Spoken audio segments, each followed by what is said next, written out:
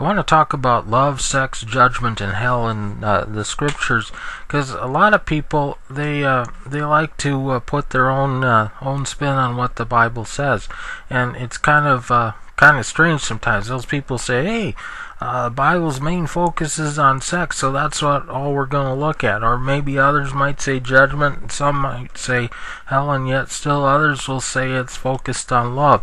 Well, the deal is this. The Bible's primary focus is on Christ. It points to Him.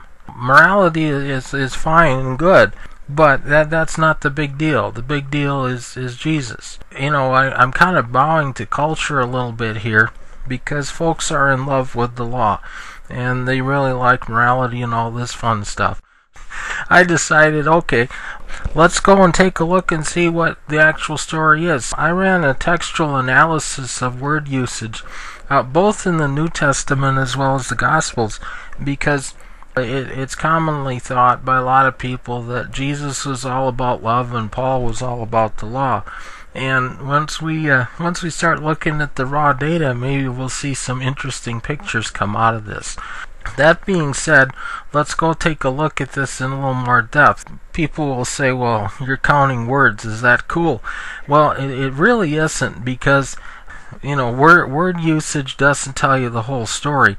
And for example, we can have the word love, and there's like 15 different terms that could be used in the Greek, and they all translate to the one word love as far as language goes in English. There's a little bit of a problem, but what I did, I searched out the Strong's Concordance numbers, and there's a number assigned to each word, and then looked at them in detail. Now, if we're going to go up here, and you probably can't see it real clearly, I made a spreadsheet where I talked about love here and judgment. I think I had I can't really read that, it's so fine, but I talked about marriage and hell and sexuality in different terms. Let's blow up the one a little bit here where I dug into the love terms.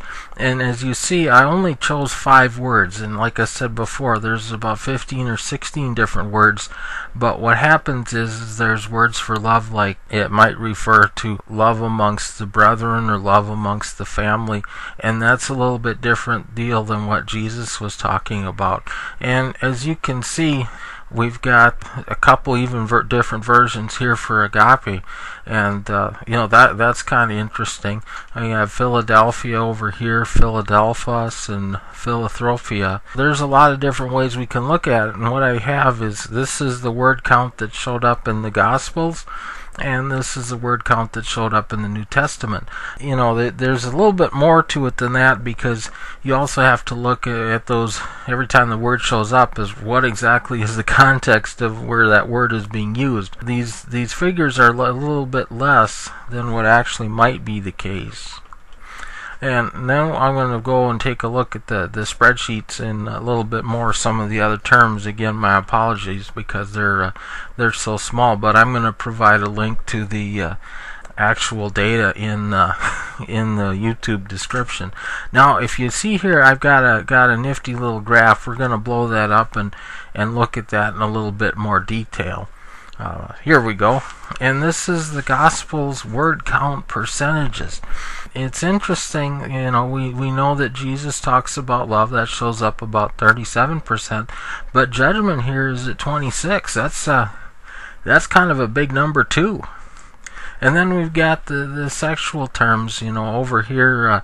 Adultery, fornication isn't as talked about as much, and marriage is likewise talked about quite a bit by Jesus in the Gospels, and of course hell is mentioned as well. But it would be reasonable to say that Jesus' primary focus was on love, but with judgment is a very close figure behind that. And then let's go take a look over at the New Testament and see what Paul had to say. Now this part is kind of cool. The love section is at 53.6%. And we thought Paul was all about judgment, but he talked about judgment less than Jesus did. And of course, then we got our sexual terms here, and then over in this area, we've got hell running about 5% or so. But I just thought it was some fascinating stuff. So when people say, hey, the main thing Jesus talked about was sex, well, no, that's not the case. and neither did Paul. But that's a common thing I've heard. But ultimately, the Bible tells us about Christ, and it points us to Him. That's the big deal. This morality stuff, it's all fine and good, but that's not the primary focus. Thank you for listening, and hey, like I said before, I always like subscribers.